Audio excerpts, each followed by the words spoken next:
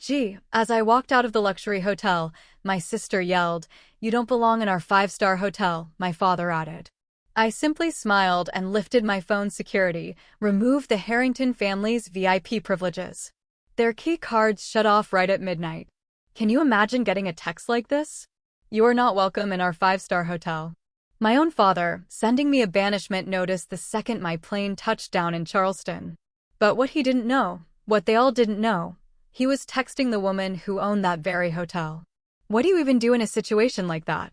My phone buzzed with that familiar, icy tone.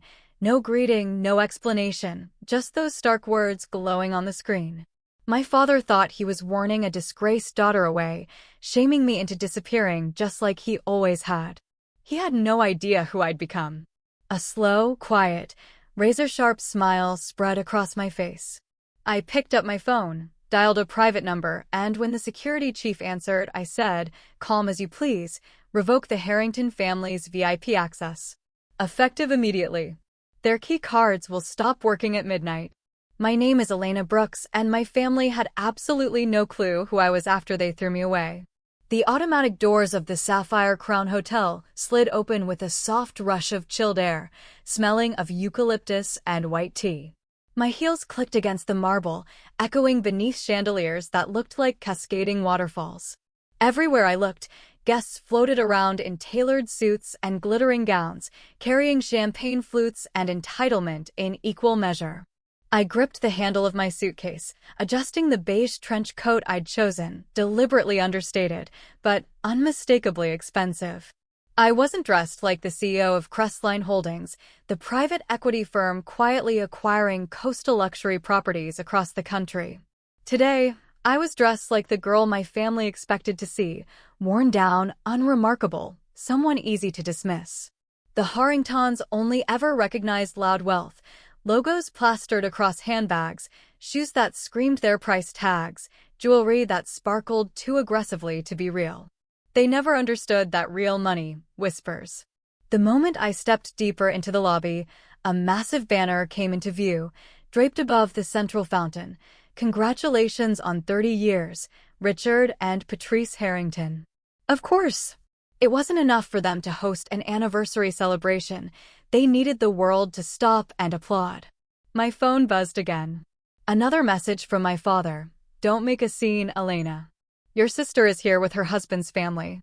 If you walk into this lobby, I'll have you removed for trespassing." I exhaled slowly, scanning the crowd until I found them. There was my mother, Patrice, dripping in gold sequins that glinted harshly under the lights. Her jewelry, fake I knew, was layered so thickly it looked like it weighed down her neck. She was laughing too loudly, hands fluttering like she was on a stage. My father, Richard, stood beside her, wearing a tuxedo a size too small, the buttons straining across his midsection. He held a glass of bourbon like it was an extension of his authority. And then there was my sister, Sienna, the chosen one, the golden child. She was in a pale rose gown, her hair falling in perfect waves, leaning into her husband, Hudson, a man whose arrogance preceded him into every room. Their smiles were polished, their laughter rehearsed. I took a breath and headed toward the front desk. I didn't make it far. The moment my mother spotted me, her expression just collapsed. Shock, then panic, then sheer fury, tightening her features. She excused herself from the group with a smile that didn't reach her eyes and marched toward me, her heels stabbing into the marble like threats. She blocked my path before I could reach the reception desk. "What do you think you're doing here?" she hissed. "Did you not get your father's message?" "Hello, Mother," I replied, keeping my voice calm. "Nice to see you. Don't you dare use that tone with me." She darted her eyes around, desperate to see if anyone was watching. "You look like a stray dog. Look at you. No husband, no career. Dragging that old suitcase around like a vagabond." I let her talk. She'd always mistaken cruelty for control. "We are hosting Hudson's parents tonight," she continued. "People with actual class. I will not have you ruin this evening." I studied her face, the same face that had turned cold the day I left home at 19. When I refused to marry the older businessman my father owed money to, they had locked me out. Not metaphorically, literally.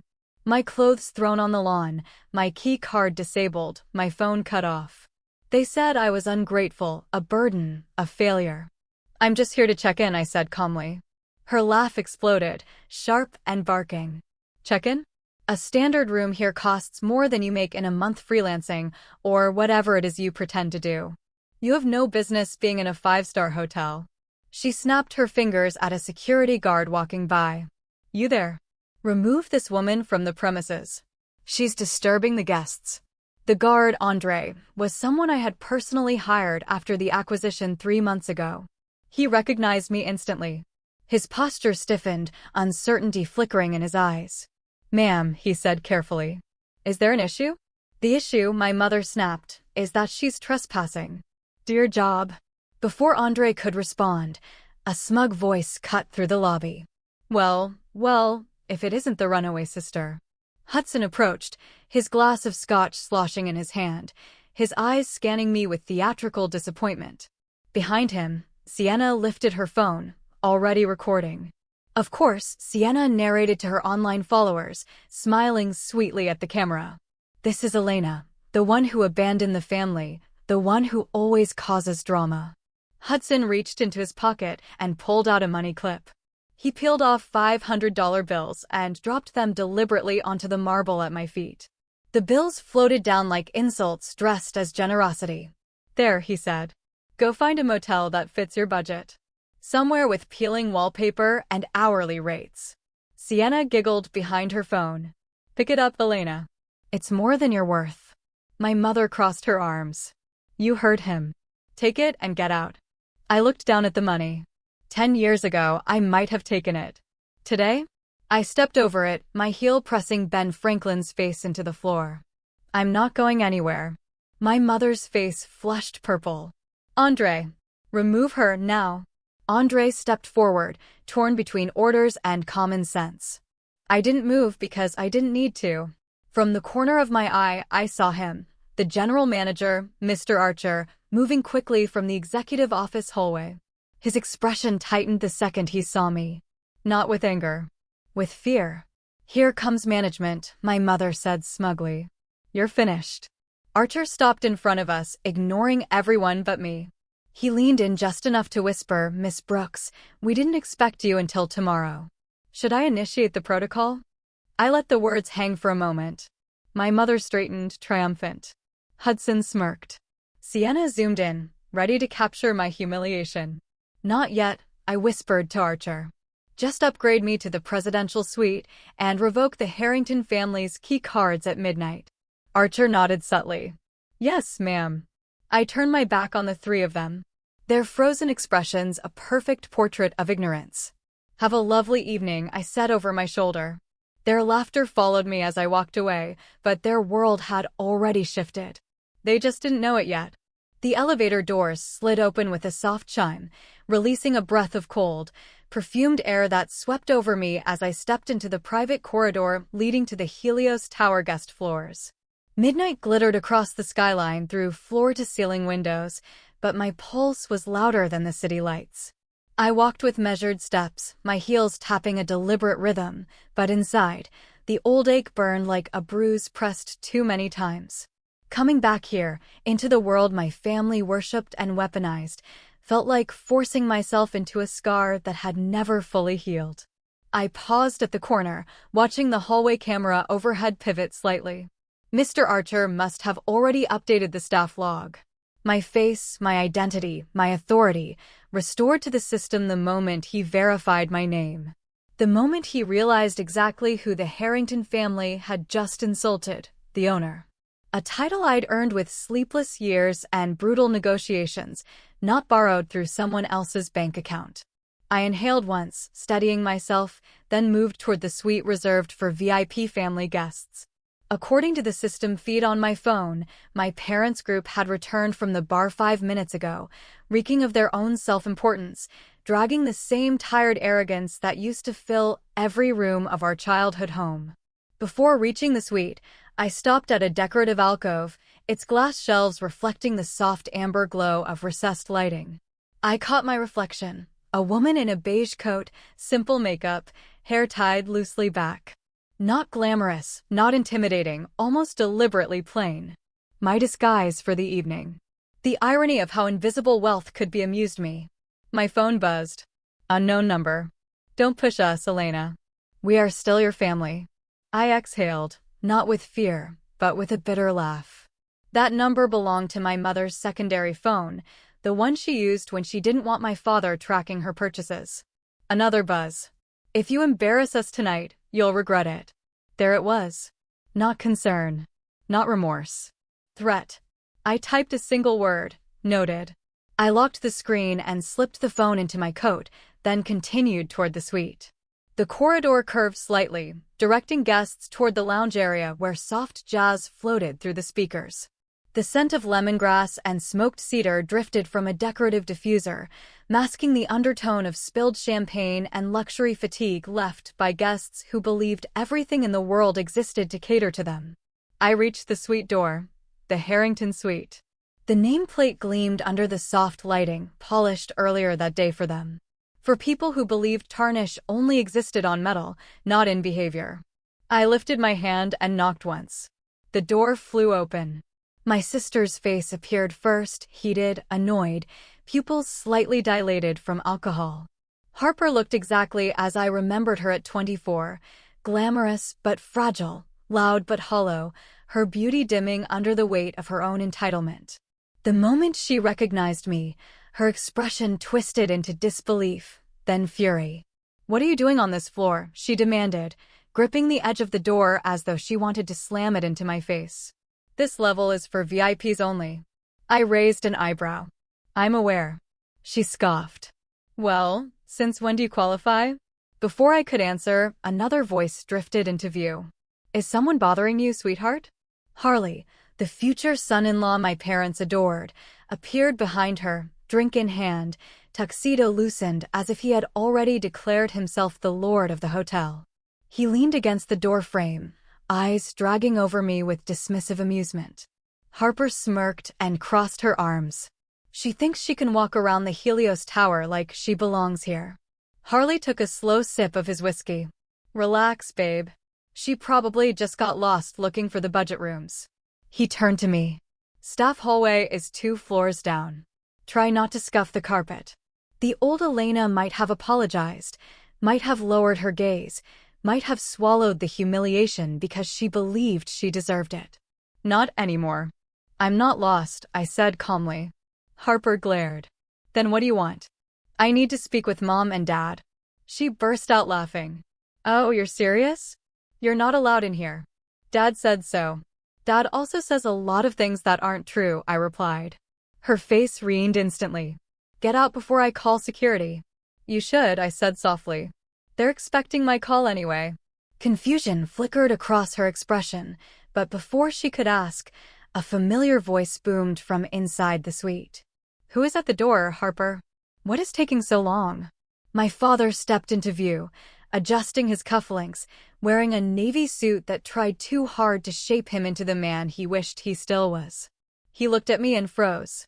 His jaw tightened, the contempt in his eyes sharpened like a knife. "Elena," he said slowly.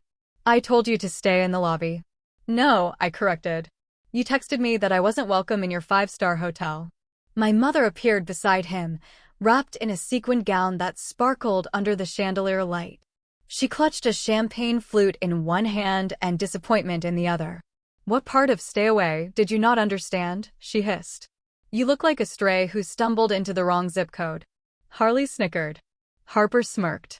My mother lifted her chin with a kind of superiority only bankruptcy could cure. "Leave," my father ordered, "before we decide to make it public." The threat hung between us like cheap perfume, overpowering but hollow. I took a step forward. "You don't have the authority to remove me." His eyes flared. "This is my hotel for the weekend, Elena. My celebration. You always ruin things. Always. Even now." "This isn't your hotel," I said quietly. "And it hasn't been for a long time." He barked a laugh. "What are you talking about?" "The Harrington family has been very important persons here for decades." "That was before your credit imploded," I replied. "Before your name became a liability." He stepped closer, finger pointed at my face. "You don't talk to me like that." I tilted my head. Then maybe listen better. The hallway fell into silence. Then Harper broke it with a gleeful scoff. You know what? This is pathetic. She reached into her clutch. Here.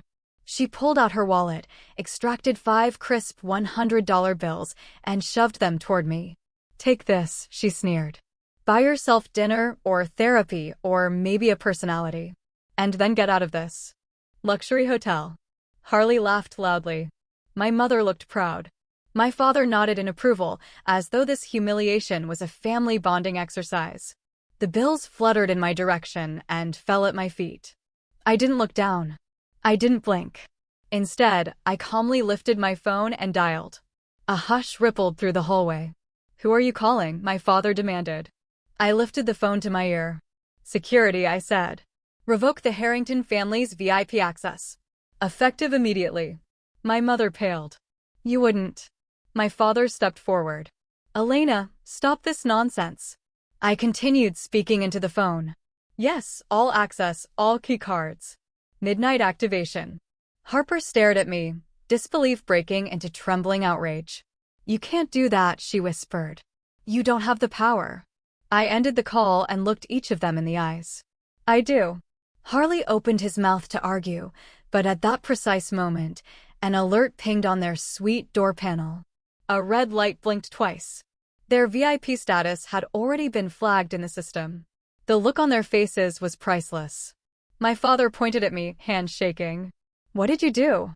I stepped back, allowing the corridor's ambient lighting to frame me in soft gold. What you told me to do, I said. Get out of this luxury hotel. I turned and began walking down the hall. Behind me, my sister's voice broke into a panic scream. Mom, Dad, why did her phone override the suite system?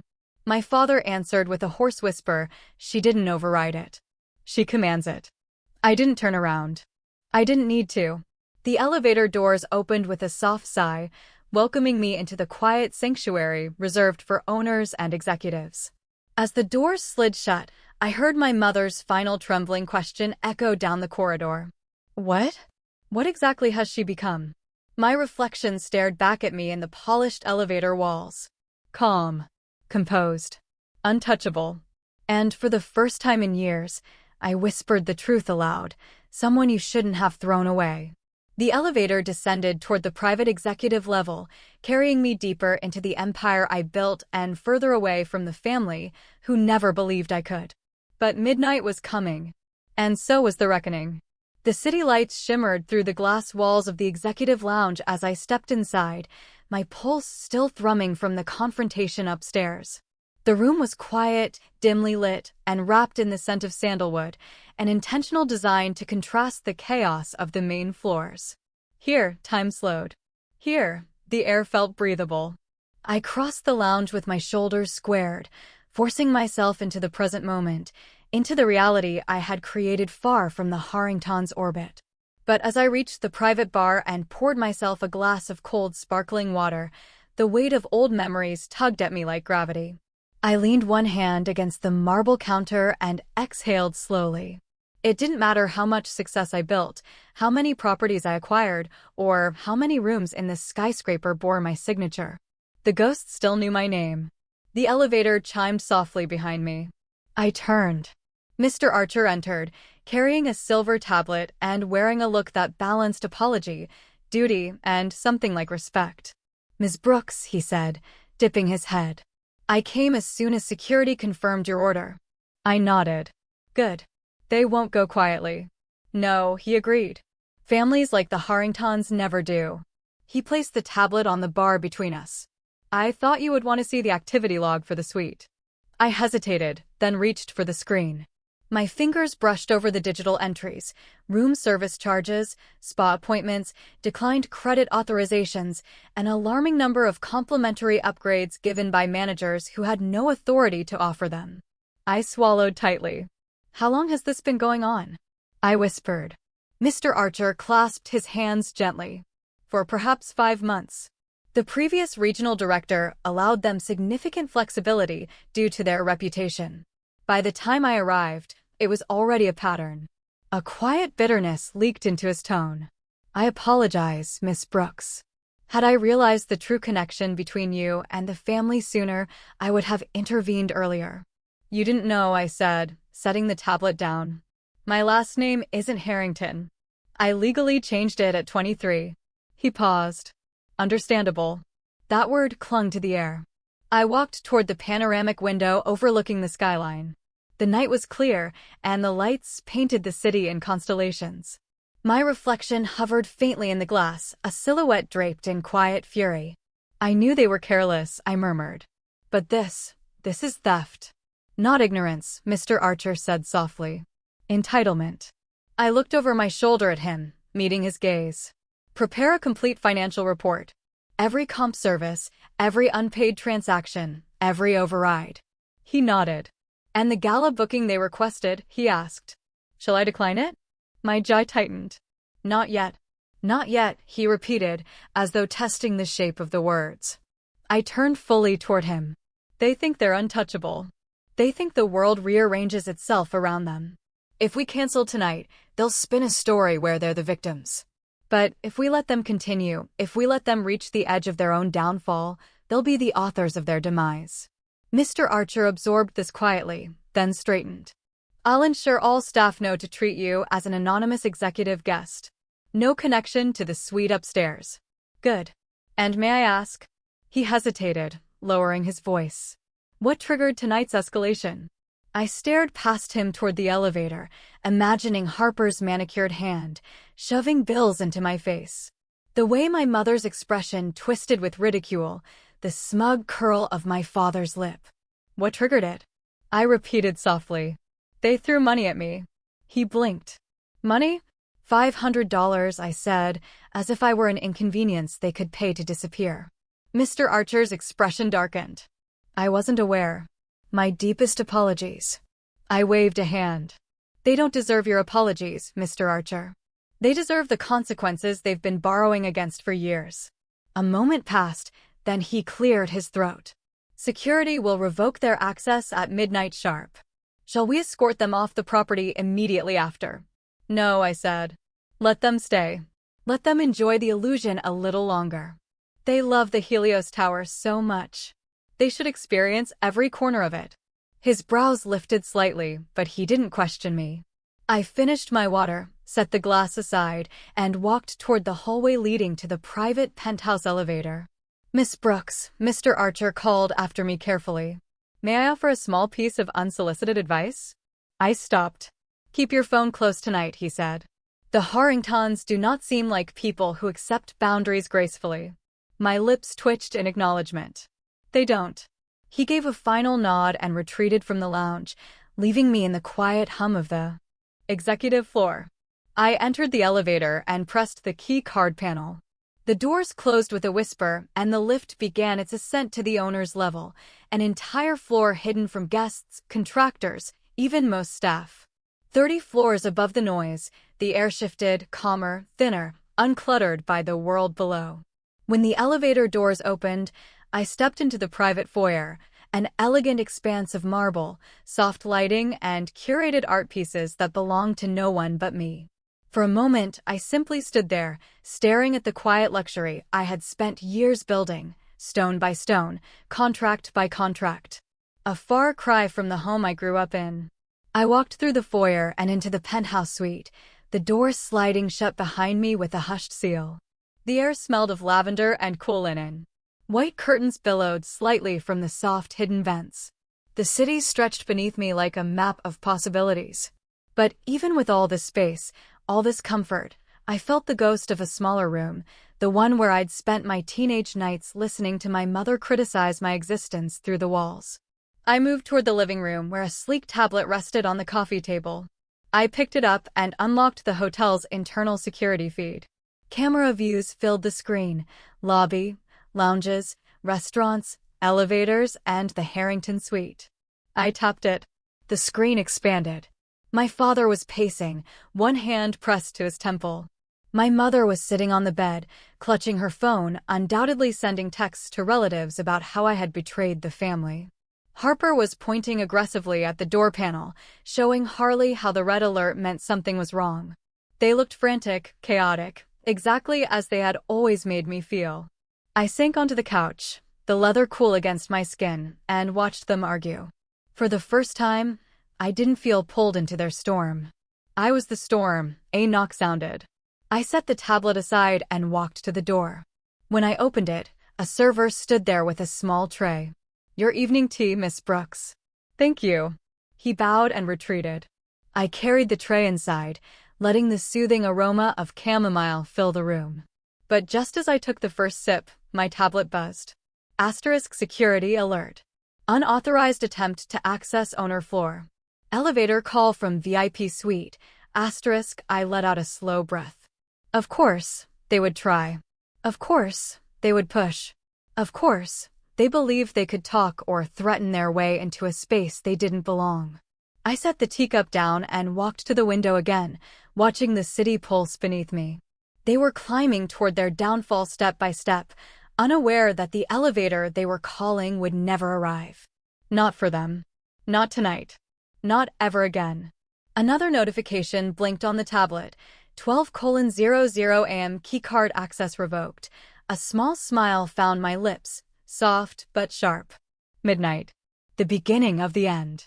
I sat back on the couch, crossing my legs, and pressed play on the security feed as the Harrington family discovered that the world they thought they controlled had quietly, permanently, slipped out of their hands.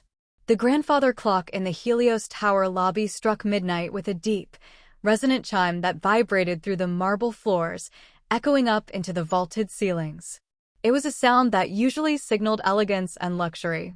Tonight, it signaled something else entirely, the end of the Harringtons' reign. I watched the security feed from the owner's penthouse, legs folded beneath me on the velvet sofa, a cup of cooling chamomile tea forgotten on the side table.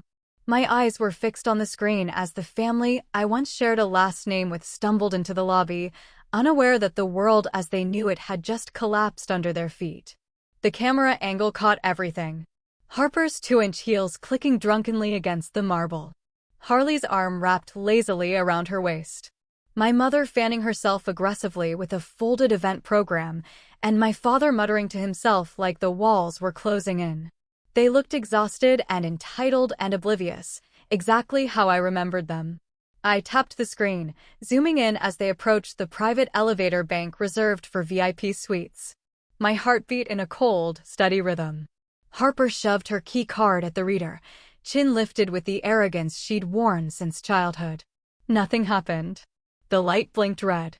"What is wrong with this stupid thing?" she snapped. Harley rolled his eyes and took her card. "Move. You never swipe it right." He tried. Red light. He swiped again, harder. Red light. Sharp. Unforgiving. My father stepped forward, waving them aside. "Give me that," he barked. "The system's been glitching all week. Probably the incompetent staff." He pressed his gold card against the reader. Red light. Beep. "No," he muttered. No, this is ridiculous." He swiped again, then again, his motions becoming frantic. His face red, sweat glistening at his temples. My mother tried hers next, jaw clenched, lips thin. Red light. "That's impossible," she hissed. "This hotel knows who we are." Harper exploded first. "What the hell is going on? Why is nothing working?" Her voice echoed sharply through the empty lobby, bouncing off marble and gilded panels. Harley let out a sigh so dramatic it belonged on a stage. "This is ridiculous. Are we seriously locked out?" They all turned in unison toward the night manager's desk, like a pack of irritated wolves. The night manager, a young woman named Jasmine, didn't flinch as my father stormed toward her. "Excuse me," he snapped, slamming his hand down on the polished counter. "Our key cards aren't working. Fix them immediately." Jasmine typed calmly, her face a mask of professional serenity. "I'm sorry, Mr. Harrington," she said. "According to the system, your VIP access was revoked at midnight." My father blinked, stunned. "Revoked? What do you mean revoked? By whom?" "By the owner, sir." The silence that followed was electric. I leaned closer to the screen, unable to stop the small, sharp smile tugging at my lips. My mother gasped, one manicured hand flying to her chest. "The owner? Why on earth would the owner revoke our access?" Jasmine kept her voice even. I can't speak to that, ma'am, but your suite privileges are no longer active. Harper laughed a high, shrill sound. That's ridiculous. Do you know who we are? We've been coming to this hotel since before you were born. Jasmine only repeated, your access has been revoked. My father pinched the bridge of his nose. Fine, then run the card again. You probably made a mistake. We've already run it 3 times, Jasmine said. It was declined each time. The camera caught the exact moment Harley stiffened, his eyes narrowing like a predator sensing weakness. What do you mean declined? He demanded. What exactly is the outstanding balance? Jasmine checked the screen. It's $250,000. Harper let out a strangled sound. My father looked like someone had sucker punched him. My mother whispered, no, that can't be right. There must be a technical error. Jasmine shook her head. The charges span the last 6 months. They were previously covered by complimentary credits, but those have been revoked as well. Revoked? Harper repeated, her voice cracking. Why is everything revoked? Harley stepped closer to my father, his eyes sharp with contempt. You told me this suite was comped. You said the hotel was covering everything for the anniversary. It was, my father shot back. It's all part of our legacy partnership. There is no legacy partnership on record, Jasmine corrected softly. It expired 5 years ago. Harley's lip curled. So you lied to me. My father's face twisted. It's a misunderstanding. Oh, it's definitely a misunderstanding, Harley muttered. The misunderstanding is that I married into a family that can't even pay their own hotel bill. My mother's jaw dropped. How dare you speak to us like that? You ungrateful, Harley cut her off. I'm grateful for many things, Sylvia. But footing a $250,000 hotel bill is not one of them. He pulled out his titanium card and slapped it onto the counter. Here, he barked. Just charge everything to this. Jasmine accepted it carefully and ran it through the system. Approved. Harley grabbed the new key cards Jasmine handed him and tossed 2 at my father's feet. There. I paid your tab. Don't make a habit of it. My father bent to pick up the cards, humiliation etched across his face. My mother's fury turned into trembling outrage. Harper looked like she'd been slapped. And Harley? He strutted toward the elevator, victorious. Except the elevator didn't move. I tapped the intercom button on my control tablet, a direct audio feed connected to the elevator camera, allowing one-way communication. Enjoy the room, I said quietly into the microphone.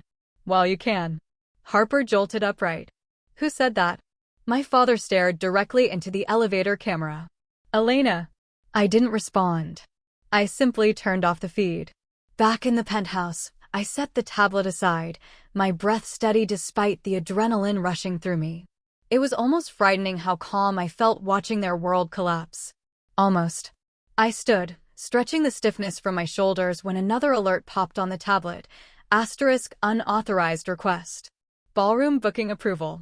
Harrington family. Asterisk the request file loaded automatically. Proposed event. The Harrington Future Fund Investment Gala. My stomach tightened. My father was trying to host another opportunity event, but the financial documents attached told the real story. Falsified projections, non-existent properties listed as secured assets, misleading investor guarantees. 0 legal registrations. It wasn't just sloppy. It was criminal. Exactly like the schemes he tried to involve me in before I left. I scrolled deeper into the file and saw the guest list. VIP investors, wealthy business owners, international visitors. People who trusted the Harrington name. People they planned to deceive. A fire sparked in my chest. They weren't just stealing from the hotel. They were planning to use my ballroom to commit fraud. I closed the file and stood in the center of the suite, breathing slow and deep. A familiar voice whispered through the back of my mind, "Don't make trouble, Elena. You're lucky we let you stay. Smile and look pretty while the adults handle real business." But I wasn't that girl anymore. I was the adult. The owner.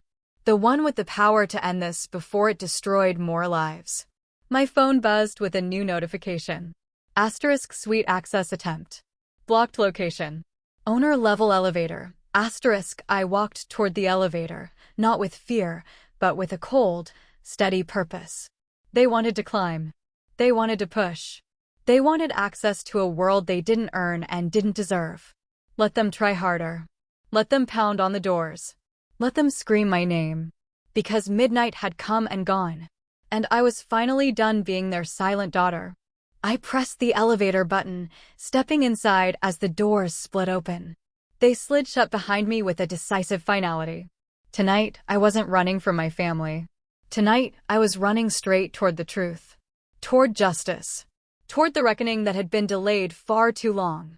The next morning, the sun rose over the city in a pale sheet of gold, turning the skyline into a field of glass and fire. I stood at the window of the penthouse, watching the light spill across the towers below, letting the quiet wash over me. It was the kind of morning that should have felt calm, but calm was a foreign luxury to someone who grew up under the Harrington name. My tea sat untouched on the table. My mind was already 5 steps ahead, already anticipating the storm brewing below. Eventually, the hotel's daily rhythm began its slow hum. Housekeepers pushing linen carts, chefs prepping breakfast, service attendants straightening suits and ties as they began their shifts. The Helios Tower woke like a living organism. One I owned. One I controlled. One my family had tried to leech off of without ever understanding the cost. I turned away from the window and tapped the security tablet resting on the sofa. The feed for the very important person dining room opened instantly. Staff were setting fresh arrangements of orchids on each table, draping pristine white cloths, polishing silver. Guests were beginning to trickle in. And then, like a storm cloud blotting out the sun, the Harrington family arrived. My father wore an expression carved from stone, the kind he used when he wanted the world to believe he was in control. My mother hid behind oversized sunglasses, though the dark circles beneath her eyes showed even through the tinted lenses. Harper trudged behind them, her face puffy with sleep and last night's humiliation. Harley kept a slight distance, scrolling on his phone with the indifference of a man annoyed to be awake before noon. I zoomed in. They didn't look victorious anymore. They looked unsettled, unbalanced, one hit away from collapse. Perfect. I left the penthouse and took the service elevator down to the lounge hallway, slipping quietly into the VIP dining room through the side entrance, unseen by the family, unnoticed by the guests. I blended into the room with the ease of someone who had learned long ago how to make herself invisible when it mattered.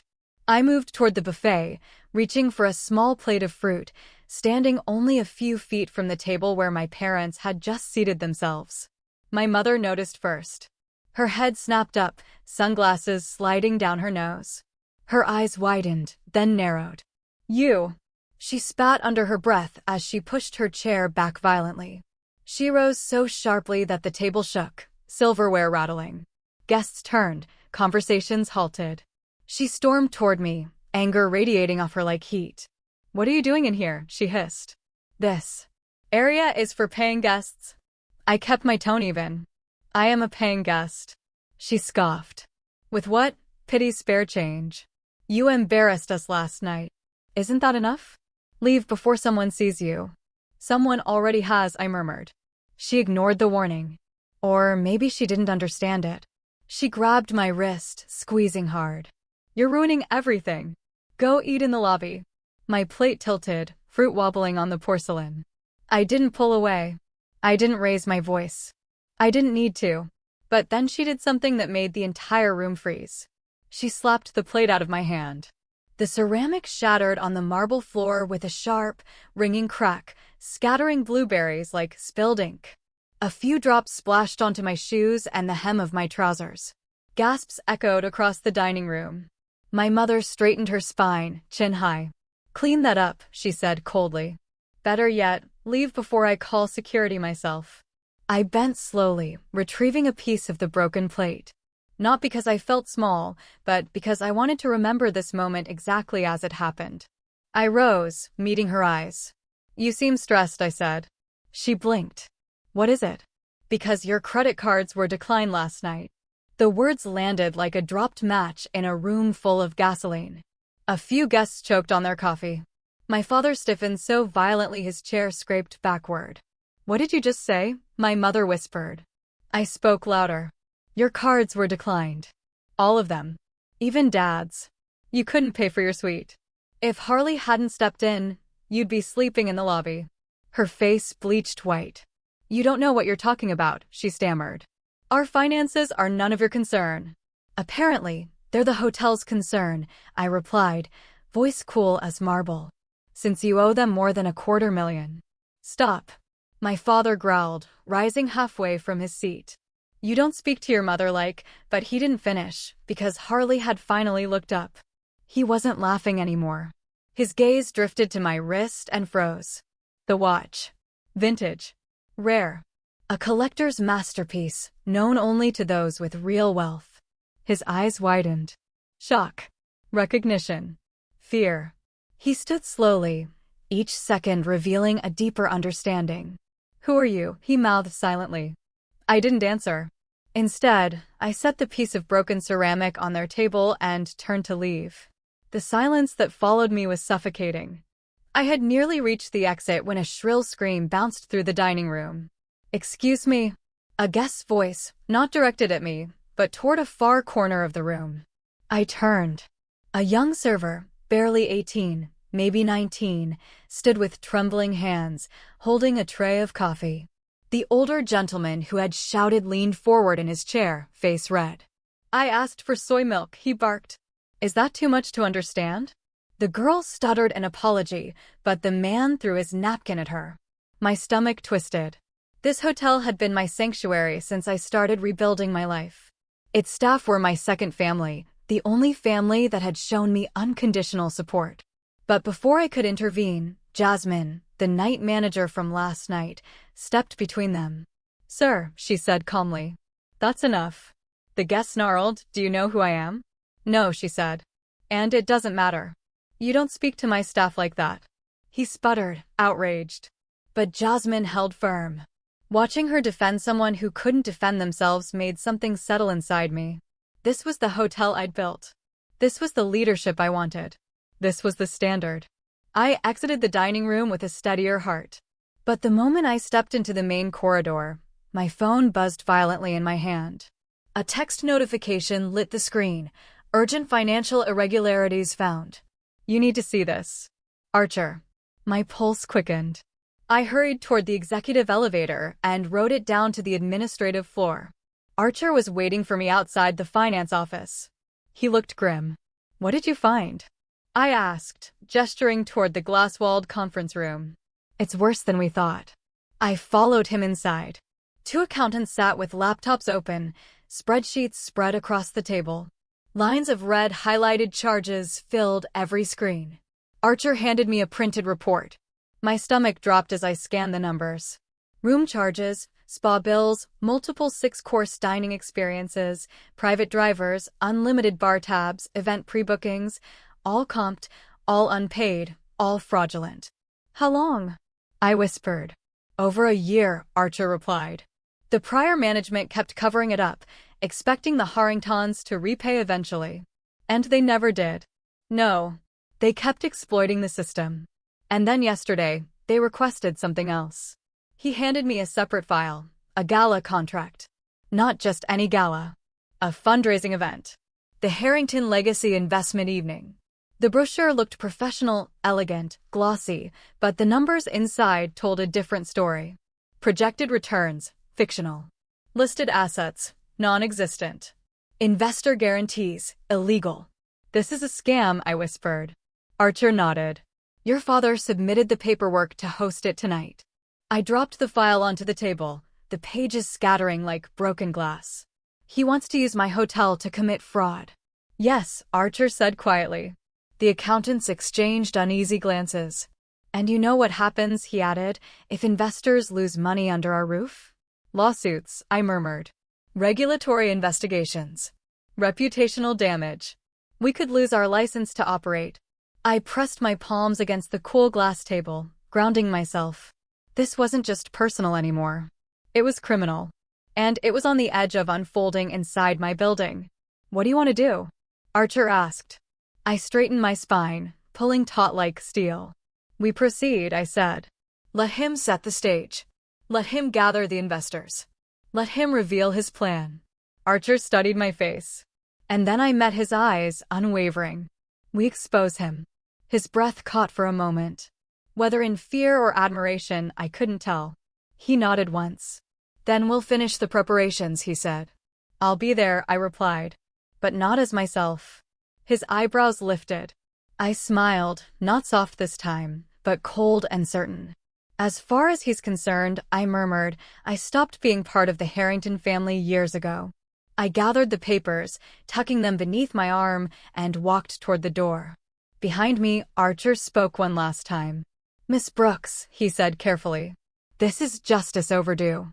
As I stepped into the hallway, I whispered to myself, it's not justice. My fingers tightened around the file. It's the truth. And tonight, the truth would finally be louder than the Harrington name. The turquoise water of the Helios Tower rooftop pool sparkled beneath the midday sun, casting bright ripples of light across the ivory stone tiles. But even from a distance, the serenity of the scene was shattered by the sound of my sister's voice. Sharp. Grating. Dripping with the kind of entitlement that had poisoned every room she ever walked into. I had come up here to speak with the events manager to finalize the quiet preparations for tonight's reveal. But the moment I stepped onto the sun deck, I froze. Harper was standing beside a private cabana, hands on her hips, her expression twisted with irritation. In front of her, kneeling on the scorching tiles, was Mrs. Lively, a housekeeper who had worked in the Helios Tower for over 2 decades. A woman whose kindness was as much a part of this hotel as the marble floors and skyline views. She was on her knees, scrubbing sunscreen that Harper had very clearly thrown on the ground herself. My jaw clenched. Harper tapped her foot impatiently, sunglasses perched on her head like a crooked crown. I said, get all of it. Why is that so hard to understand? She snapped. You people are paid to clean. So clean. Mrs. Lively winced, shifting her weight with obvious pain in her knees. Miss, a mop would be more efficient. I just need, Harper cut her off. No mop. I want it spotless. On your hands and knees, or I'm reporting you for insubordination. A couple of sunbathing guests looked up from their lounge chairs, frowning at the spectacle. Harper didn't care. She never cared. She only knew how to perform cruelty when she felt powerless. And after last night, after the revoked access and the humiliation, she was desperate to feel powerful again. Harley lounged in the cabana behind her, sipping a cocktail like the world existed for his amusement. He smirked as Mrs. Lively continued scrubbing. I felt heat rising in my chest, a fire made of every insult, every dismissal. Every moment my family treated human beings like furniture. I stepped forward. Stand up, Mrs. Lively. My voice carried across the deck, calm but firm enough to cut through the air like a blade. Mrs. Lively froze, her shoulders shaking slightly. She looked up at me with a mixture of relief and fear. Miss Brooks, I don't want trouble. You're not the one in trouble, I said softly. Harper turned, surprise flashing across her face before curdling into hostility. Oh, great, she muttered. You're here. Can't you go be dramatic somewhere else? I ignored her. Mrs. Lively, I said, keeping my tone steady. Please stand. Slowly, painfully, the older woman rose to her feet. Her hands trembled as she wiped her palms on her uniform. Harper scoffed. Excuse me, you do not get to interfere. This woman works for us. No, I replied. She works for the Helios Tower. She works for me. Harper blinked, confused. You don't. Be ridiculous. Her laughter was brittle, hollow. You're just here to beg attention, she sneered. Always so desperate to feel important. I stepped closer, placing myself directly between her and Mrs. Lively. You dropped that sunscreen bottle on purpose, Harper. So what? She snapped. People like her clean up after people like us. That's how it works. She should be grateful for the job. A sharp, icy calm settled over me. This woman has given 20 years of loyalty to this hotel, I said quietly. She has earned more respect than you will ever be capable of showing. Harper rolled her eyes. Save your speeches. You can't make me apologize. I can, I replied. And I will. I turned to Mrs. Lively. You're relieved for the day with pay. Please report to the executive office tomorrow morning. Her eyes widened, tears welling at the edges. Miss, I don't know how to thank you. You don't have to, I said. Go rest. As she walked away, shoulders trembling with emotion, Harper flipped her hair and marched up to me. "What the hell do you think you're doing?" she demanded. "You don't run this place." I stepped closer. So close she had no choice but to look me in the eye. "You assaulted a staff member," I said. "You humiliated her. You abused your status." Harper scoffed. "Oh, please. That's nothing." "No," I said. "It's everything." Before she could retort, she raised her hand and slapped me. The sound echoed across the pool deck, hard enough that my face whipped to the side, hard enough to split the inside of my lip. Gasps erupted behind me. Guests. Staff. Even Harley sat upright. Harper leaned in, her voice trembling with rage. "Don't you ever try to embarrass me again. You are nothing. You always have been nothing." I lifted my hand slowly, touching the warm sting on my cheek. I didn't step back. I didn't cry. Instead, I straightened and looked directly into her eyes. "You'll pay for that," I whispered. Something flickered in her expression. Uncertainty. Fear. She stepped back. "What are you?" I pulled out my phone, typed a single message to Archer and legal. "Initiate staff protection protocol. File charges. Assault, harassment. Serve papers before dinner. Add $50,000 damage penalty to their account." Harper's mouth fell open as the reality settled over her like a shadow. "You wouldn't," she whispered. I lowered my phone. "I already did." She screamed a shrill, wild sound and stormed off the deck, pushing past chairs, knocking over a small table, nearly tripping over her own rage. Harley rose halfway from his seat, watching her go. Then slowly turned to look at me. He didn't speak, but his eyes said everything: fear, recognition, understanding. The balance of power had shifted, and he knew it. I wiped a small smear of blood from my lip and took a steady breath. A pool attendant approached nervously. "Miss Brooks, should we alert more security?" "No," I said. "Just continue as usual, because the more normal everything looked, the harder it would be for the Harringtons to realize how many traps they were walking into." I headed toward the service corridor, away from the stunned onlookers, and slipped into the quiet, shadowed hallway that led toward the archive rooms. Halfway down, I felt a hand clamp around my shoulder. My body reacted instantly, muscles tightening, breath catching. But when I turned, I found myself face to face with the last person I wanted to see. My father. He looked terrible. Wrinkled suit, dark circles under his eyes, desperation bleeding through every line of his face. The arrogance was gone, replaced by something rotten and animalistic. "I've been looking everywhere for you," he hissed. "We need to talk." I shrugged off his hand. "We don't need to talk." "Yes, we do," he snapped. "You're going to give me $50,000.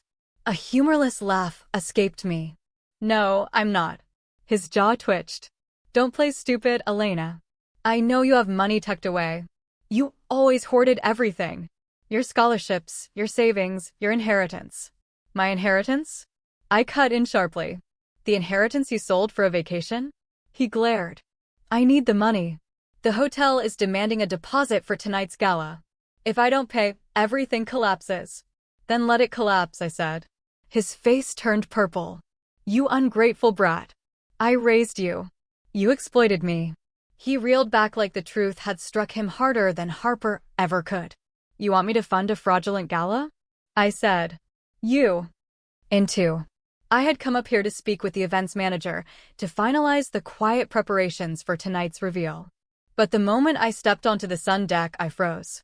Harper was standing beside a private cabana, hands on her hips, her expression twisted with irritation.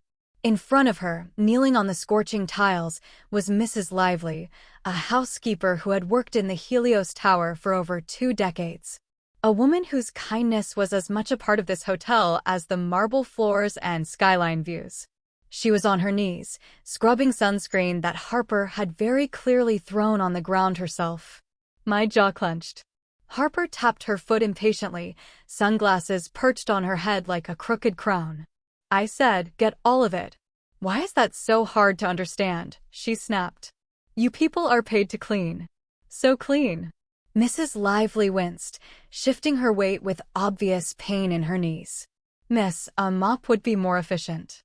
I just need Harper cut her off. No mop. I want it spotless. On your hands and knees, or I'm reporting you for insubordination.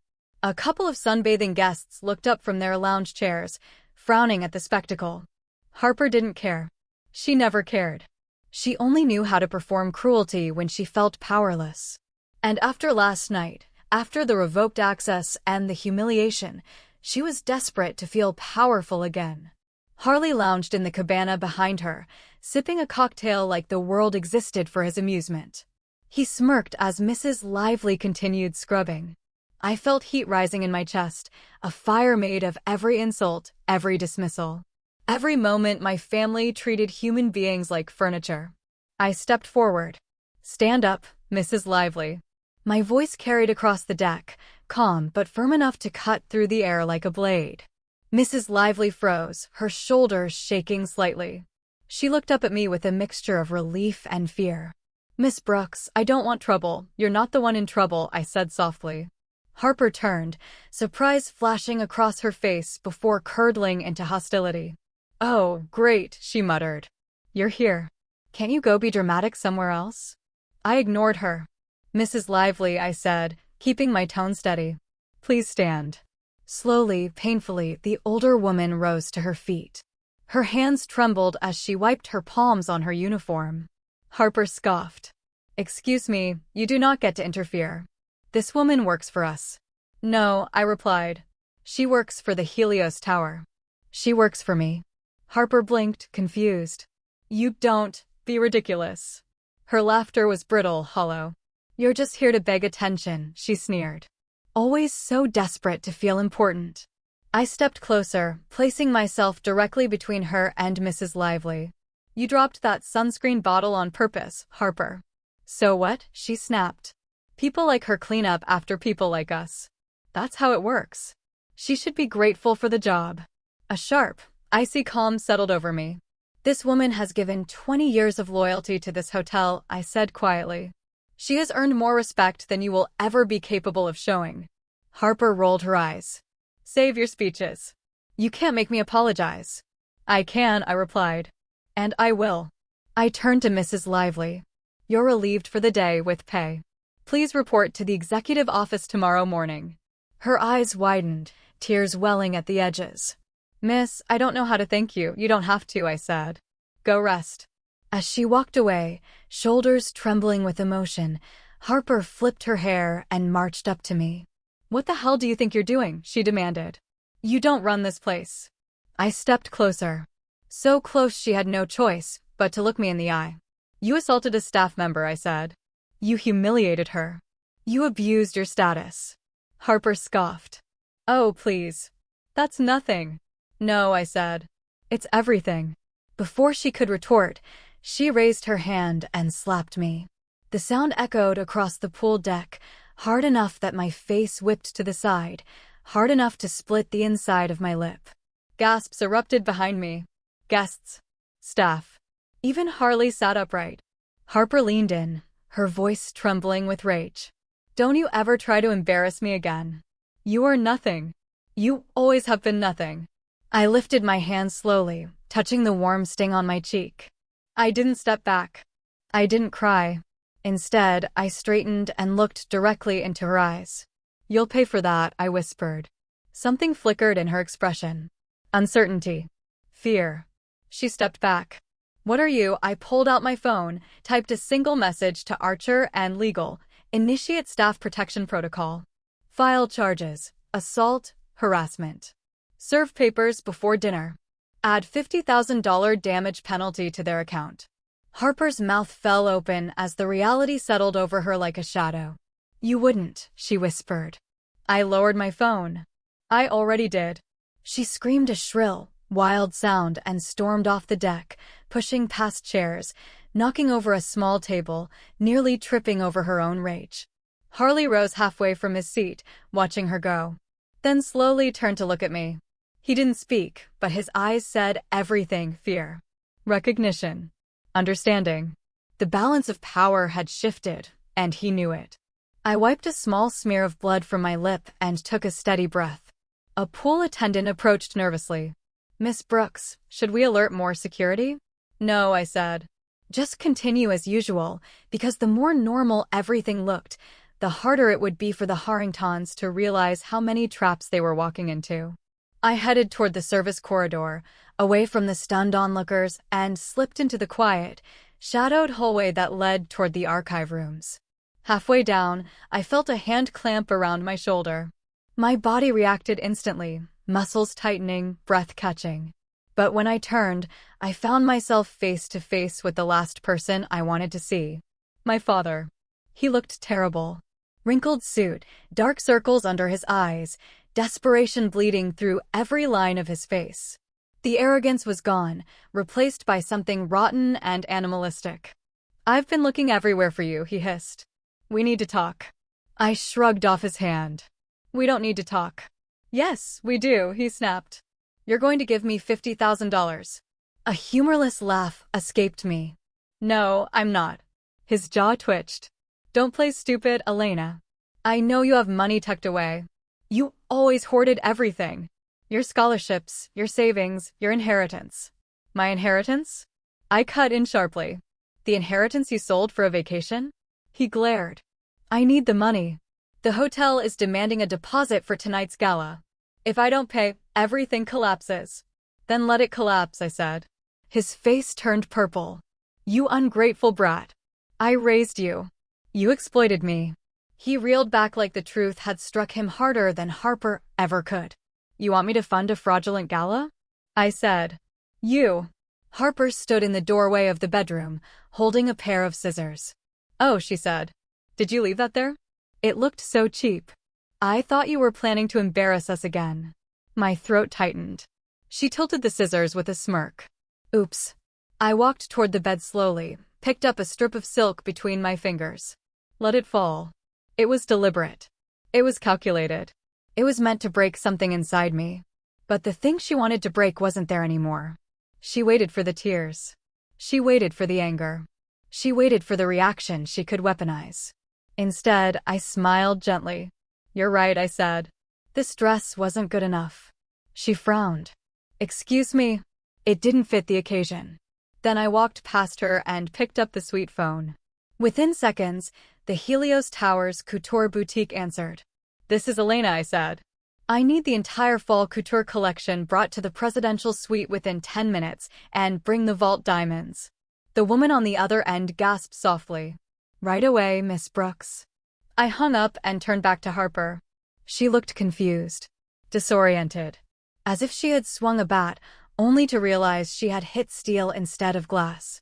Or something, she muttered. You think you can pretend to be someone important? No, I said softly, stepping closer. I don't have to pretend. There was no heat in my tone. Just truth. She blinked, unsettled. Footsteps echoed down the hallway.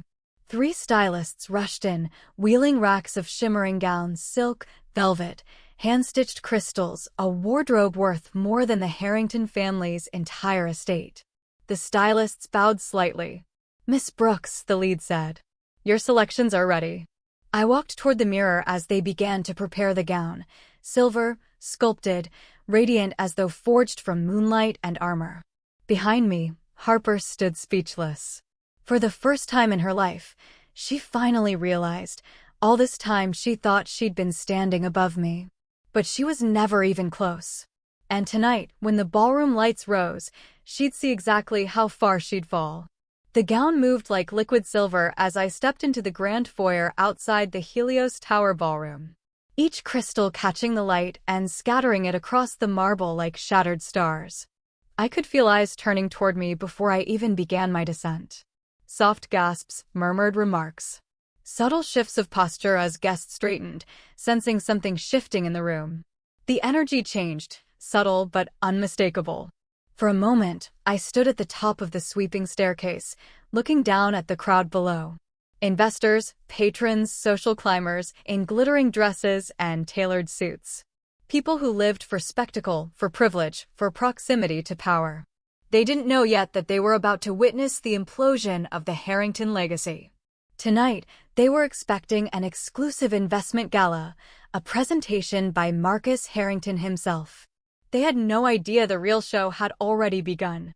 I placed a hand lightly on the railing, a gesture of composure, not need, and began my descent, step by slow step. The whispers rippled up the staircase. Who is she? Is that one of the investors? That dress. She looks important. The word important followed me down like a shadow. Below, my family gathered near the entrance to the ballroom. My mother was adjusting her necklace, dazzling and overdone as always. My father was pacing, holding the leather presentation folder he believed contained the fraudulent blueprints and financial projections he planned to sell. Harper stood beside him, scowling, her earlier humiliation still fresh across her face. Harley looked bored or pretending to be. But when his eyes drifted upward and found me on the stairs, his expression snapped into something sharper. Recognition. Fear. Understanding. My mother was the next to notice me. Her jaw dropped. Her eyes widened, then narrowed, as if she were watching an imposter trespass into her spotlight. My father froze mid-gesture, staring as if a ghost had materialized. And Harper, poor, furious, unraveling. Harper looked at me as though she couldn't comprehend how someone she thought so beneath her now towered effortlessly above her. The gown had been designed for moments like this. Silver chain mail and soft, draping silk. Each movement a whisper of wealth. Diamonds adorned my neck in cascading brilliance, cold against my skin. Diamonds from the boutique vault. Not borrowed. Not rented. Owned. When I reached the final step and stepped onto the marble floor, the crowd parted for me instinctively. The way water moves around something it cannot touch. I walked straight toward my family. Harper's lips curved into a sneer. You think wearing a fancy dress makes you special? I leaned in, just close enough for only her to hear. It makes me visible. She flinched, stepping back as if the words were a slap. My mother forced a brittle smile. You must be confused about the dress code, she said tightly. This is a business presentation, not whatever circus you're attempting. I kept my gaze steady. If it's a circus, then I'm overdressed. My father glared at me with the same rehearsed authority he'd used my entire life. You do not belong here, Elena. You were not invited. No, I said. I wasn't. Before he could revel in what he thought was a victory, Mr. Henderson, one of the evening's top investors, approached with his wife. Marcus, he said, clapping him on the shoulder. Is this the keynote speaker? She looks like the star of the night. My father's face paled. Harper's mouth fell open. Harley choked on his champagne. I smiled at Mr. Henderson. Just a distant cousin, I said, letting the lie sit the way my father intended. Here to observe. He laughed warmly. Well, you'll surely elevate the photos tonight. He moved on, but the damage was done. My father's fingers tightened around his folder. You need to leave, he hissed under his breath. You're ruining everything. I reached out casually and touched the edge of the leather-bound presentation folder he held. Everything? I asked softly. Or the scam you're about to commit? His face drained of color. Before he could pull the folder away, the head waiter approached. Mr. Harrington, sir, he said politely. The ballroom is ready for your party to be seated. My father nodded stiffly. Guests streamed inside. Chandeliers glimmered overhead, sending prisms of light across the tables, draped in white linen. Soft music played from a string quartet at the far end of the room. The atmosphere felt grand, elegant, full of expectation. I took my seat at the far end of the table, far from the podium, far from the head of the table where my father would soon stand, but close enough to watch everything. The main course arrived. Guests talked among themselves, glasses of champagne catching the candlelight. Then, at the center of the table, Brad Harley lifted his champagne flute and tapped the glass with a spoon. The room quieted. He stood, posture tall, expression polished, voice smooth. I propose a toast, he announced. My stomach tightened. To the Harrington family, he continued, and my parents beamed, for their vision, their leadership, and their dedication to legacy. The guests applauded politely, but then Harley turned toward me. And to Elena, he added, raising his glass higher. The applause faded, his smile sharpened. The Harringtons' greatest charity project. My mother laughed loudly, nodding in encouragement. My father smirked, proud. Harper's eyes gleamed with malice. I felt the room tighten, attention shifting, uncertainty stirring. Harley wasn't finished. To the girl who, he said, pausing dramatically, we once bailed out of county lockup for shoplifting cosmetics. A gasp rippled across the table. My chest tightened, but not from pain. From clarity. This wasn't humiliation. It was provocation. My mother touched her heart dramatically. We tried so hard to help her, she sighed. But you can only help someone so much. Mr. Henderson looked at me with disapproval. Harper smiled like she'd just won something. Harley lowered his glass and leaned back, satisfied. My father watched me like he was waiting for me to break. But the thing they were all waiting for, the collapse, the tears, the apology, didn't come. Instead, something inside me settled with terrifying stillness. I stood slowly, deliberately. The silver gown whispered against the marble as I rose. I reached for my wine glass, not to drink it, but to raise it, and then with one sharp movement, I slammed it against the table. The crystal shattered. Red wine splattered across the white linen like spilled blood. The entire ballroom froze. Enough, I said, my voice slicing through the silence. My father's eyebrow twitched. My mother paled. Harley swallowed hard. Harper blinked in confusion. I scanned the table, then the room. You have had every opportunity, I said, voice steady. Every chance to stop. Every chance to be better. My eyes locked onto my parents. But you chose cruelty. Then to Harper, you chose humiliation. Then to Harley, you chose deception. And finally, I lifted the leather-bound folder from the side table beside me. My folder. The one I had switched with my father's. And tonight, I said, holding it up, you choose consequences. My father stood abruptly, face twisting. Elena, sit down. No. I ignored him and walked toward the stage as the lights above flickered. Right on cue, Mr. Archer had executed the signal. The chandeliers dimmed, spotlights narrowed, and the entire ballroom went still. I climbed the steps to the podium and faced an audience of 500. Ladies and gentlemen, I said. I'd like to present something before my father does. I clicked the remote. The screen behind me lit up, not with my father's fraudulent projections, but with the first page of the foreclosure documents for the Harrington estate. Gasps echoed around the room. My father lurched forward. Turn that off. I pressed another button. Screenshots of unpaid debts appeared. Then falsified accounting records. Then wire transfer attempts. Then the audio file. Harley's voice filled the entire ballroom. You have no idea what I'm dealing with. These people are idiots. Once the funds hit the offshore account tomorrow morning, I'm gone. Chaos erupted. Harper screamed. My mother collapsed backward into her chair. Harley surged forward, eyes wild, but security intercepted him before he reached the stage. I stood unmoving, untouchable, a silent storm in silver. Tonight, I said, the truth stands in your ballroom. And as the police began pouring into the room, as investors shouted, as everything my family had built crumbled, I finally felt something I had never felt among the Harringtons. Free. The ballroom erupted into chaos as soon as the recording ended, the sharp echo of Harley's confession still vibrating through the speakers like a threat that refused to die. People were standing, shouting over one another, chairs screeching backward across the marble as investors demanded explanations, demanded refunds, demanded blood.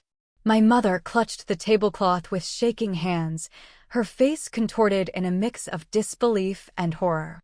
My father stood frozen in place, the presentation clicker hanging uselessly from his hand. Harper stared at her husband as though she didn't recognize him, tears streaking her makeup, her chest heaving with ragged, uneven breaths. And Harley? He looked like a man standing on the edge of a burning building, desperately scanning for an escape route that didn't exist. His chest rose and fell rapidly, sweat pooling along his hairline. When he saw security moving toward him, something in him snapped. He bolted.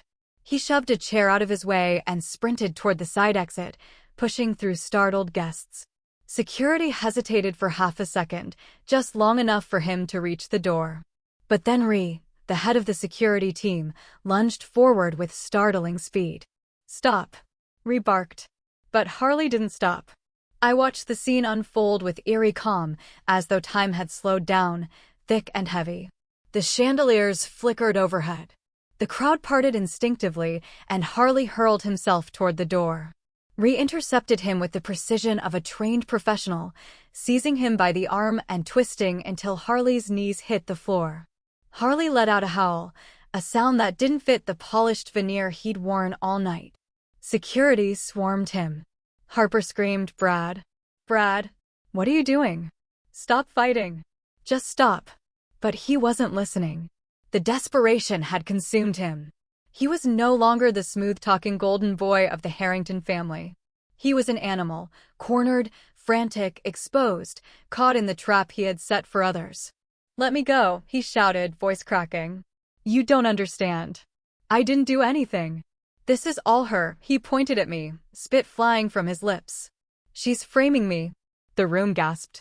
People turned, eyes sharpened. I remained still. "You want to deny the recording?" I said quietly from the stage. He thrashed again, but retightened his grip, forcing him still. "It was edited," Harley shouted. "She hacked the hotel system. She's obsessed with ruining us." His voice was shrill, now wild. He sounded like a man who had already lost everything, but refused to accept the fall. I stepped down from the stage slowly, each movement controlled, deliberate. "Ree," I said softly. "Turn him around." Ree obeyed. Harley's eyes met mine, wide, frantic, full of childish rage. "You are losing your mind," he spat. "You'll go to prison for this. My lawyer," your lawyer, I cut in gently, "is currently being indicted for laundering funds for you through a shell company in the Caymans. The district attorney's office has been very busy today." His face blanched. I'd been waiting for that reaction. "Impossible," he whispered. "You couldn't. You wouldn't. You recorded your meetings on your cloud backup," I said simply. "Our cybersecurity team forwarded them." His mouth hung open, trembling. I let him sit with the truth. Let him drown in it. Then I turned toward my family. My mother was still clutching the tablecloth, but when I approached, she looked away quickly, as if my very presence burned her. My father's fists were clenched at his sides, the veins on his neck bulging. A silent volcano ready to erupt. Harper looked broken.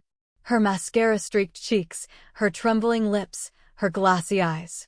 They were proof that the world she'd constructed for herself had collapsed in less than 10 minutes. She stared at Harley as though trying to reconcile the man she thought she married with the criminal currently being restrained on the ballroom floor. But there was no reconciling, only truth, only rubble. "Sit down," I told her gently. She swallowed hard. "Why? Why did you do this?" she whispered. "Why tonight? Why like this?" "Because the truth deserves witnesses," I said. She flinched. A commotion near the entrance drew the room's attention. The heavy oak doors slammed open, and a procession of uniformed police officers entered in formation, their expressions hard and prepared. "Atlanta Police," the lead officer announced over the roar of the room. Nobody moved. But the room was already still. A hush fell, unnatural, suffocating, as the officers walked toward the VIP table where my parents sat, tense and trembling. The lead officer approached my father. "Marcus Harrington," he said, voice echoing across the marble.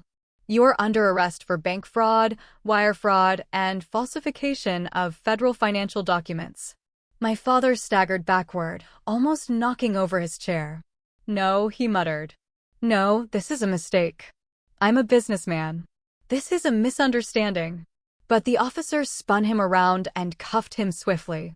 The click of metal echoed like a death knell. My mother let out a raw, animalistic scream.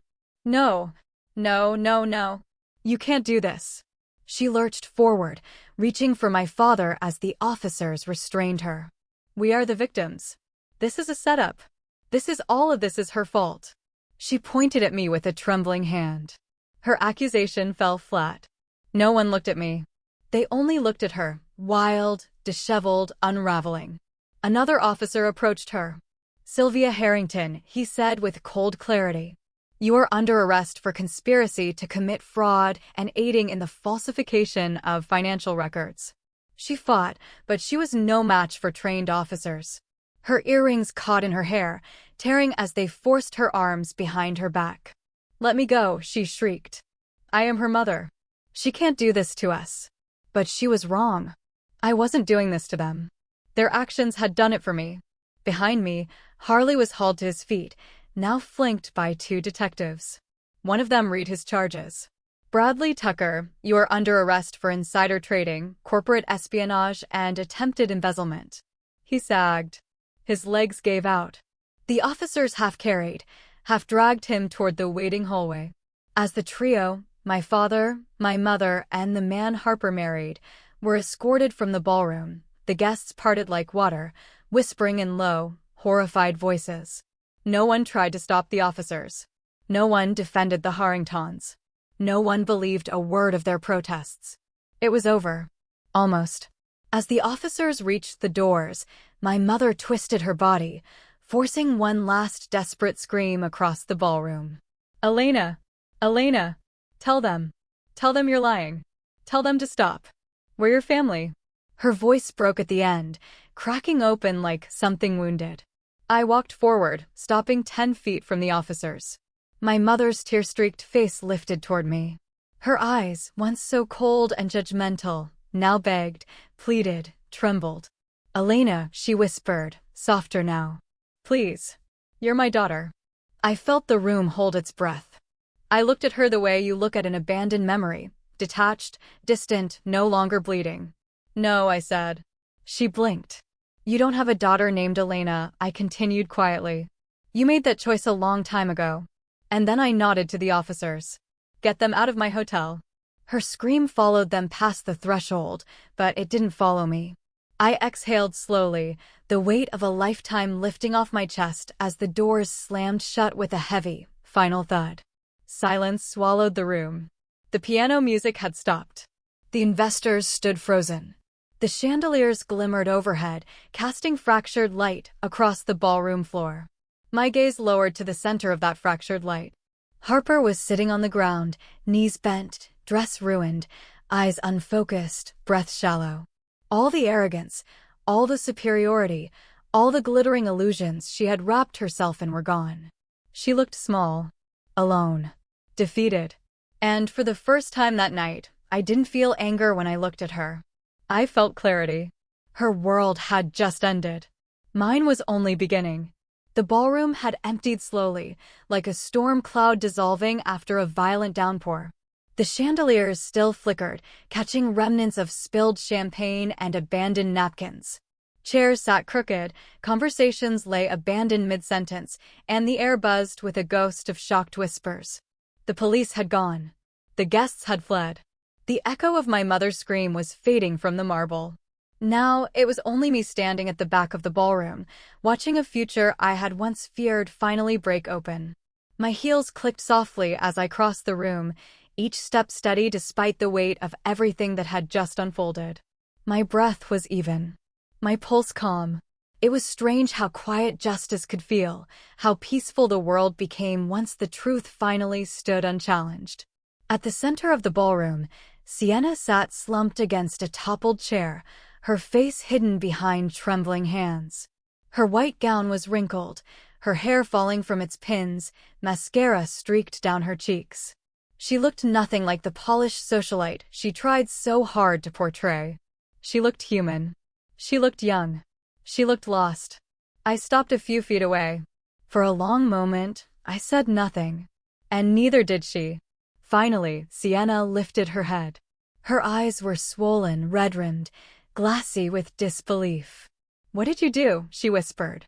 Her voice cracked around the words, breaking like thin porcelain. I didn't answer immediately. I allowed silence to settle between us like dust, heavy, honest, unavoidable. "What did I do?" I repeated. "Or what did they do?" Her throat bobbed as she swallowed hard. "That wasn't supposed to happen. Not like that. Not in front of everyone." "Truth rarely waits for permission," I said quietly. Sienna shook her head, covering her face with trembling fingers. "They're gone. All of them. My husband, my parents, my whole life just fell apart." I crouched down beside her, resting my palms on my thighs. "No," I said softly. Your illusions fell apart. The truth is still here. She let out a choked sob. I didn't know. I swear I didn't know what Brad was doing or what Dad planned. I thought. She broke off, breath struggling through panic. I thought they were helping people. I thought the gala was real. I studied her, really studied her, for the first time in years. She wasn't cruel at her core. She was complicit. There was a difference. I reached into my evening purse and pulled out a sealed envelope, placing it gently in her lap. A small USB drive rested inside, visible through the translucent paper. What's this? She asked, voice shaking. Proof, I replied. She blinked rapidly. Of what? That everything you believed was real wasn't.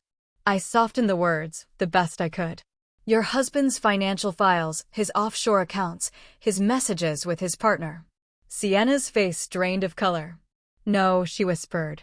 No, no, no. Her hands shook as she clutched the envelope. He told me. He promised.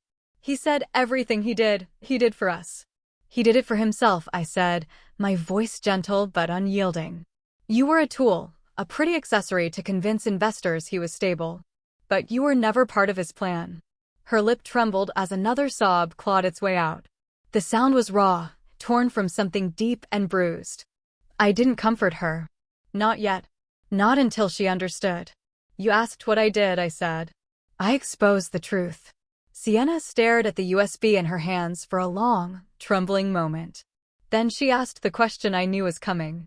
Why didn't you warn me? My eyes drifted to the shattered crystal on the ground, the overturned champagne flutes, the remnants of a broken evening. Would you have listened? I asked. Or would you have called it jealousy, revenge, bitterness? She flinched. I never had space in our family to speak without being mocked, I continued. Every time I told you something was wrong, you told me I was overreacting, dramatic, emotional. That father knew best. That mother knew best. That Brad loved you. Sienna covered her mouth, tears slipping through her fingers. You weren't blind, I said. You were choosing the version of the world that hurt you the least. She let out a soft, broken moan. I didn't want to believe any of it. I didn't want to lose everything. You didn't lose everything, I said quietly. You lost what was never real. She rested her forehead against her knees. What am I supposed to do now? You start over, I replied. The same way I did. She let that sink in slowly. Her breathing steadied, though her eyes remained wet. After a long, aching silence, she lifted her head again. Can you help me? She whispered. I exhaled. The question wasn't unexpected. But it still struck something inside me, something deep, something old. I reached into my purse again and pulled out a second envelope. This one thicker, heavier. What's this? She asked, wiping her cheeks clumsily. The invoice, I said. For everything you and our family cost this hotel tonight. Her eyebrows knitted. How much? I crouched lower, letting my voice drop to a quiet, measured tone. $70,000. The number landed like a punch. Sienna stared at me, shocked into silence. Damages to the ballroom, I continued. Security overtime, legal interventions, cancellation fees, staff hazard pay, emergency accounting audits, catering disposal. Her lips parted, but no sound came out. I settled the bill, I said. She blinked rapidly. Why would you do that for me? For the hotel, I corrected. For the staff. For the people who deserve protection. She swallowed hard, her voice barely audible. And what do I owe you? $70,000. Her shoulders slumped. I can't pay that. I know, I said. She stared at me in confusion until she saw what I was holding in my other hand, a folded piece of fabric. A navy blue housekeeping uniform. Her eyes widened. No, she whispered. You're kidding. You start tomorrow morning at 7, I said calmly. Mrs. Hampton will train you. Housekeeping, she cried, voice cracking. You want me to be a maid? I want you to learn value, I replied. And gratitude. And humility. And work. Her breath trembled as she stared at the uniform. That's cruel, she whispered. No, I said softly. Cruelty is letting you stay the person you were.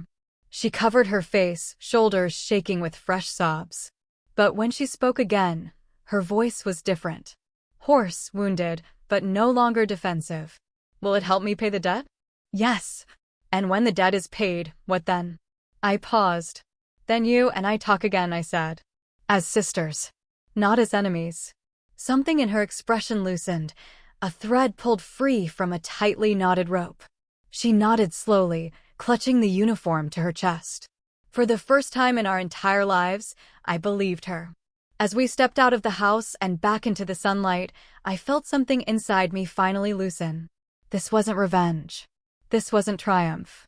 This was reclamation. And it was only the beginning. The grand opening of the Aurora Haven Center began under a sky streaked with gold, the sunrise washing the glass-paneled building in soft, radiant light. A gentle breeze rolled across the courtyard, carrying the scent of fresh lavender from the garden beds the girls had planted themselves. Volunteers bustled around the entrance, adjusting banners, arranging welcome kits, laughing softly as their excitement built. I stood at the heart of the courtyard, hands clasped loosely in front of me, watching. A dream that once lived only in the quiet corners of my mind finally take shape. The grounds where the Harrington estate once stood no longer felt haunted, no longer cold, no longer stained with fear or secrets. The new building rose with wide-open windows, warm wood accents, and walking paths lined with sunflowers, strong, bright, unapologetic sunflowers. It was nothing like the house that had stood here before. It wasn't supposed to be. Behind me, someone cleared their throat. I turned and saw Sienna standing a few steps away, dressed in her housekeeping uniform. Not because she had to wear it today, but because she insisted.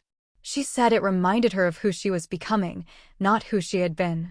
You ready? She asked, her voice soft but steady. More than ever, I replied. She smiled a small, real one, the kind she hadn't known how to make when she lived inside the gilded cage of our parents' illusions. The first girls began to arrive, 9 of them, ranging from 15 to 19. They stepped onto the courtyard cautiously, their eyes darting around with that familiar blend of hope and fear. Some clutched trash bags filled with everything they owned. Others walked empty-handed, shoulders tight and braced for disappointment. I recognized all of it because I once arrived in the world the same way. A tall girl with cropped brown hair paused a few feet in front of me. Her jaw clenched, her fists stuffed into her pockets. Is this really for us? She asked. Yes, I said gently. Her eyes narrowed. And you're not going to kick us out if we mess up? No. And you're not going to make us earn your kindness? Not my kindness, I replied. But your future, yes. But you won't be earning it alone. Another girl stepped forward, a small one with trembling hands. What if, she swallowed hard, what if we don't know how to start over? I moved closer, lowering my voice so only she could hear. Then we begin where you are, I said. Not where you think you should be. Her chin quivered, and before she could stop herself, tears spilled over. Sienna approached, then, offering the girl a tissue. Come on, she said softly. Let me show you the garden. I planted the first seeds wrong twice, so trust me, you're not alone. The girl let out a shaky laugh and followed her. Mr. Archer arrived next, carrying several folders tucked neatly under his arm. His suit was immaculate as always, but today something softer undercut his usual formality. He surveyed the courtyard, his expression balanced between admiration and quiet pride. Miss Brooks, he said, nodding politely. The board sends their congratulations. They also requested a full report on the center's launch, but I told them it could wait until after the event. For once, I teased. You're the one delaying a report. He allowed himself a rare smile. This place is more important. He handed me a folder. Inside were the final approval papers, the official confirmation that the Aurora Haven Center had been granted state funding, private sponsorship support, and a permanent partnership with the city's youth housing program. Everything was in place. Everything was real. Thank you, Archer, I said. I couldn't have done this without you. You did the impossible, he replied. I only stood beside you while you moved mountains. A voice called out from behind us. All right, ladies and gentlemen, gather around. One of the volunteers ushered everyone toward the ribbon stretched across the entrance. The crowd was small. A few donors, a handful of staff, the new residents, and the people who had witnessed the unraveling and rebuilding of this legacy. A long silver ribbon shimmered in the sunlight. I took the ceremonial scissors from the volunteer's hand. Sienna stepped beside me. Archer stood on my other side. The girls formed a semicircle around us. Some fidgeting, some whispering, some clasping their hands as though afraid the moment might slip away. I raised the scissors. But before I cut, I spoke. Today, I said, my voice carrying across the courtyard, we turn pain into purpose. We turn endings into beginnings. And we turn a place of fear into a home built on love, respect, and possibility. The girls straightened. Sienna wiped her eyes. And to every one of you standing here, I continued, you are not broken. You are not burdens. You are not mistakes. You are survivors, and you deserve to rise. I cut the ribbon. The crowd erupted into applause. The girls stepped inside first, their eyes wide as they explored the warm hallways filled with sunlight, murals painted by volunteers, and bedrooms designed to feel like sanctuary instead of punishment. Staff guided them toward the welcome area. Laughter beginning to bloom where silence had once lived. Sienna lingered beside me. You did this, she whispered. We did this, I corrected. She hesitated before asking a question that felt like the final test of the woman she was becoming. Will you ever forgive them? The wind stirred the ribbon fragments at our feet. I looked out at the garden, newly planted and full of potential. I don't need to forgive them, I said softly. I just need to let them go. She nodded slowly, absorbing the truth, not as an order, but as an invitation. We stood there together, watching a life begin in a place where another life had ended. Later that afternoon, after the girls had settled into their new rooms and volunteers had finished their tours, I walked alone through the garden. Butterflies hovered over the lavender. A fountain trickled gently at the center. Sunlight danced across the stones. My phone buzzed. A message flashed on the screen. Blocked number. Elena, please, it's Mom. I need money. Just a little. Answer me, please. I stared at it for a moment, not with anger, not with longing, just with quiet clarity. Then I deleted it. No hesitation. No ache. Just release. I slipped my phone back into my pocket and continued walking among the flowers, feeling the weight of the past lift with every step. A soft breeze brushed against my cheek, warm and steady. A new beginning. A real one. And maybe for the first time, I felt entirely, solidly, beautifully whole. What would you have done in my place? Have you ever had to choose between family and doing the right thing? Tell me what you think, I really want to know.